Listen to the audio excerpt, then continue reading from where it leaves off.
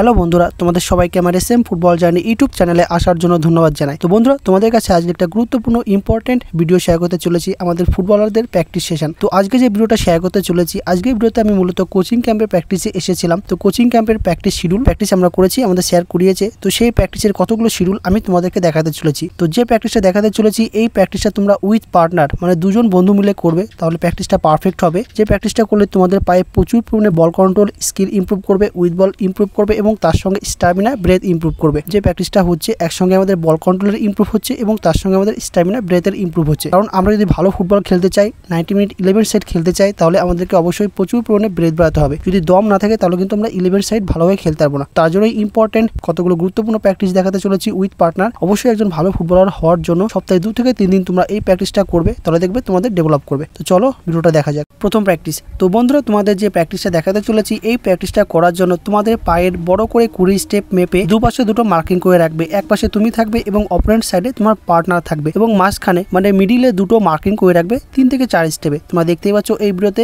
আমি এক পাশে রয়েছি এবং অপোনেন্ট সাইডে আমার পার্টনার রয়েছে এবং মাঝখানে আমরা দুটো মার্কিং করে দিয়েছি। করার পর সর্বপ্রথমে আমরা যে প্র্যাকটিসটা করবো সেটা হচ্ছে উইথ বলে রান করে মার্কিং এর ভিতর দিয়ে ঢুকে আউটসাইড টার্নিং করে এসে আবার নিজের দিকে ইনসাইডে টার্নিং করে আবার ইনসাইডে ঢুকে পার্টনারকে পাস করে স্পিডে আবার কাম ব্যাক করবো, মানে জায়গায় ফিরে আসবো। দেখতেই পাচ্ছ ঠিক যেভাবে আমরা করছি সেম ফুল স্পিডে তোমরা 10টা করে দুজনা করবে। তো এই প্র্যাকটিসটা করলে যেরকম তোমার উইথ বলে রান ইমপ্রুভ করছে, তার সঙ্গে স্কিল এবং তার সঙ্গে স্ট্যামিনা ইমপ্রুভ করবে। কারণ খেলার সময় তোমরা যখন উপরে অ্যাটাক করতে যাবে, তো অ্যাটাক করে আবার তোমাদের কুইক স্পিডে জায়গায় ফিরে আসতে হবে। তো এখানে সেই প্র্যাকটিসটা হচ্ছে উপরে গিয়ে পার্টনারকে পাস করে আবার কুইক কাম ব্যাক জায়গায় ফিরে আসতে হচ্ছে। তো সেম তোমরা এই প্র্যাকটিসটা 10টা করবে।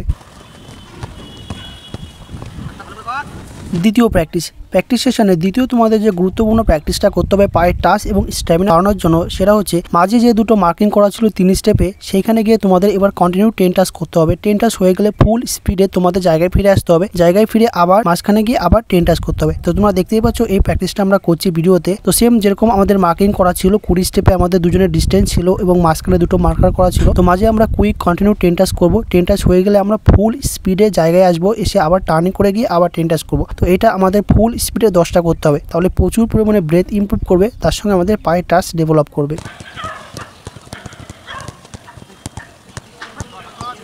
তৃতীয় প্র্যাকটিস 3 নম্বরে তোমাদের যে গুরুত্বপূর্ণ প্র্যাকটিসটা করতে হবে সেটা হচ্ছে 20 গজ ডিস্টেন্সে যে তোমার পার্টনার দাঁড়িয়ে আছে, তুমি জায়গা থেকে তোমার পার্টনারকে লং পাস বাড়াবে এবং স্পিডে গিয়ে তোমার পার্টনারের কাছে গিয়ে আবার ওয়ান টাচ করে আবার জায়গায় ফিরে আসবে। তোমার পার্টনার আবার তোমার সেই বলটাকে তোমাকে লং পাস করবে এবং তুমি আবার ওয়ান টাচ করবে। তো এইভাবে তোমাদেরকে এই প্র্যাকটিসটা টোটাল 10টা করতে হবে। প্রচুর পরিমাণে ব্রেথ লং স্টাইলে রান ইমপ্রুভ করার জন্য এবং পায়ের টাচ ডেভেলপ করার জন্য, তার সঙ্গে রিসিভিং এবং ওয়ান টাচ ডেভেলপ করার জন্য তোমাদের অবশ্যই সেম এই প্র্যাকটিসটা যেভাবে আমরা করছি দেখতেই পাচ্ছ ভিডিওতে, সেম আমাদের মতো 10টা করতে হবে।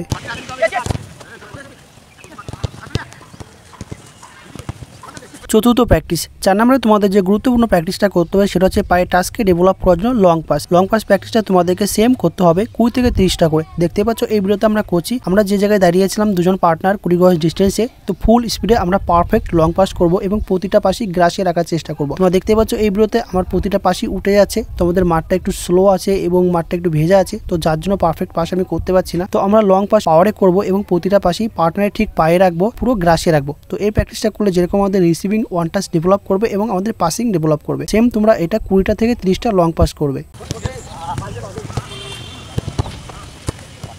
পঞ্চম প্র্যাকটিস 5 নম্বরে তোমাদের এবার যে গুরুত্বপূর্ণ প্র্যাকটিসটা করতে হবে সেটা হচ্ছে পার্টনারকে পারফেক্ট চিপ করতে হবে। চিপকে ডেভেলপ করার জন্য পুরো পারফেক্ট চিপ আমরা আমাদের পার্টনারের পায়ে রাখবো। সেই বলটা আমাদের পার্টনার আমাদেরকে ওয়ান টাচে নামাবে এবং আমরা চিপ করে স্পিডে পার্টনারের কাছে গিয়ে ওয়ান টাচে আবার দিয়ে আসবো। দেখতে পাচ্ছ এই ভিডিওতে ঠিক যেভাবে আমি করছি, পার্টনারকে চিপ করার পর পার্টনারের কাছে রান করে যাচ্ছি, গিয়ে পার্টনার আমাকে সেই বলটা দিচ্ছে, আমি এবার ওয়ান টাচ করে আবার জায়গায় ফিরে আসছি। এখানে তোমাদের ইম্পর্টেন্ট একটা কথা জানিয়ে রাখি, যে বলটা চিপ করবে সেই বলটাকে তোমরা দেখতে আসবে, কারণ খেলার সময় দেখবে যখন উইঙ্গারকে যখন বল বাড়ায় মিড হাফরা, তখন বলটাকে দেখে রান করতে হয়। তো সেই প্র্যাকটিসটাও এখানে হয়ে যাচ্ছে। তো যখন তোমরা ব্যাক করবে তখন বলটাকে দেখে ব্যাক করবে। তো তোমরা সেম এই প্র্যাকটিসটা 20টা থেকে 30টা করবে, তাহলে দেখবে প্রচুর পরিমাণে ব্রেথ ইমপ্রুভ করবে, তার সঙ্গে তোমাদের চিপ ডেভেলপ করবে।